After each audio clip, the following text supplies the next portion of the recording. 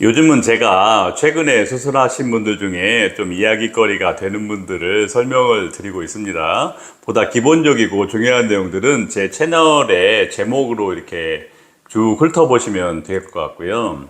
최근 3일 동안 세 분의 수술을 제가 진행을 했는데 거의 비슷한 내용이었어요. 우선 모두 등버미 수술을 했습니다. 이렇게 포함되는 부위예요. 겨드랑이와 불화 걸리는 곳을 포함한 등판, 이것이 이제 저희 병원의 등수술 범위입니다. 그리고 그 뒷목 하부, 이 부위, 거북목이나 험프라고 불리는 이곳하고 승모근 라인을 옵션 개념으로 추가를 했어요. 세 분이 모두 여기까지는 동일하게 수술을 했습니다. 그리고 각자 다른 부위를 추가로 수술했는데 또 이게 전부 다 재수술 구역이었어요. 첫 번째 분은 복부 범위 중에서 옆구리, 뒷구리 쪽을 추가했습니다. 이미 예전에 복부를 이제 빙 둘러서 이렇게 지방흡입을 하셨는데 앞쪽은 뭐 지금도 괜찮은데 옆구리, 뒷구리 쪽이 조금 덜 빠진 것 같고 지방이 많은 것 같고 좀 더 허리 라인을 만들고 싶다 이런 이제 문의를 하셨고 제가 보기에도 뭐 지방이 제법 있어서 더 줄일 수 있을 것 같아서 기꺼이 이제 지방흡입을 이 부위를 추가를 하셨고요. 두 번째, 세 번째 분은 팔에 어깨 부분 이곳을 추가로 시술을 했습니다. 두 분 역시 이미 팔 수술을 예전에 하신 분인데 이 부위가 조금 아쉽다, 좀 뺄 수 있냐 이렇게 이제 문의를 하신 거죠. 그 중에 한 분은 제가 보기에도 좀 덜 빠져서 좀 많이 뺄 수 있을 것 같아서 기꺼이 뭐 지방흡입을 하는 걸 말씀을 드렸고, 또 한 분은 약간 좀 매매해서 제가 뭐 지방흡입으로 할 수 있는 그런 득과 실에 대해서 잘 설명을 드리고 고민을 하시다가 뭐 결국은 그냥 같이 하기로 마음을 먹으셨죠. 이런 상체의 뒷부분들은 지방흡입하기가 굉장히 좀 어렵습니다. 다른 부위에 비해서 상대적으로 지방층이 좀 단단해요. 시술자가 열심히 이제 지방을 부수고 흡입을 하려고 해도 그 만들어지는 감소가 만만치가 않고, 또 이렇게 단단한 부위를 또 강하게 시술을 했을 때 그 부분이 약간 이렇게 거칠어지는 울퉁불퉁해지는 이 요철에 생길 가능성이 좀 더 높습니다. 그래서 시술자들이 조금 꺼리게 되죠. 그래서 시술사가 직접 상담을 하는 경우에는 여기를 좀 슬쩍 넘어가 볼까 하는 이런 생각도 들기도 합니다.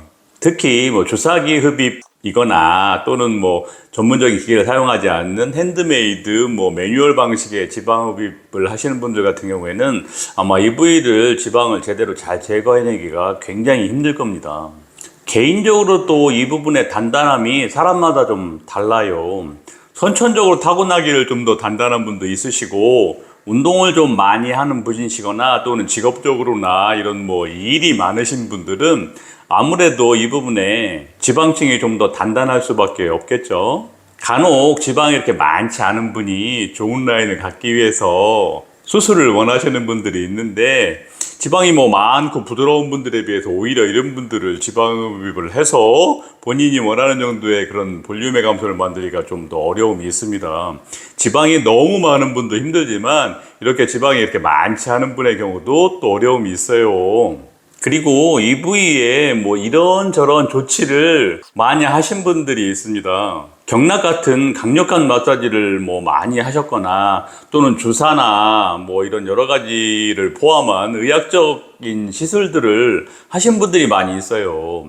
이런 시술을 하면 지방층에 섬유질이 많아져서 더 단단해지고, 이렇게 되면 혼자서 감량 노력을 열심히 할 때 이게 잘 줄어들지도 않고 지방흡입을 할 때도 더 어려워집니다.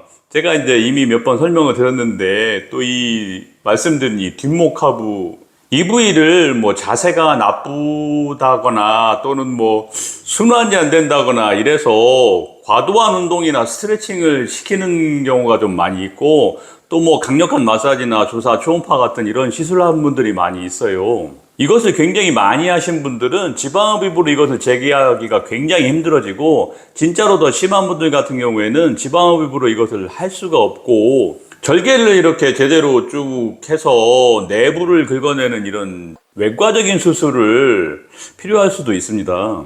상담할 때 이런 경력이 많이 있다고 하시면 제가 이제 걱정이 되죠. 그리고 뭐 이런 시술들보다도 더 어려워지게 하는 게 재수술 케이스가 되겠죠.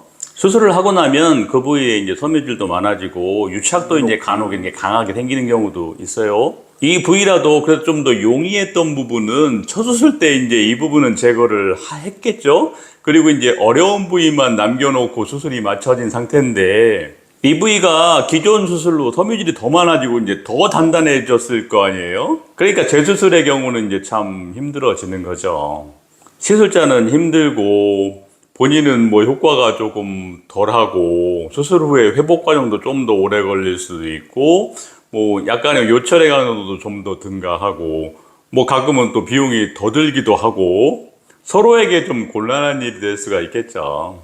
그래서 이런 분들은 제가 상담을 꼭 오시라고 하고 제가 상태를 좀 잘 체크한 다음에 재수술의 득과 실에 대해서 진솔하게 설명을 좀 드리고 있어요. 가끔은 제가 이 재수술을 추천하지 못하는 경우도 많이 있습니다. 지난 며칠간 제가 이분들 세 분 수술하느라고 고생을 좀 했어요. 아무튼 이 부위 상체 뒤쪽이 좀 더 힘든 부분입니다. 처음부터 좀 강력한 장비를 쓰고 또 적극적인 마인드를 가진 좋은 시술자를 만나야만 제대로 좋은 변화를 만들 수 있을 것 같습니다.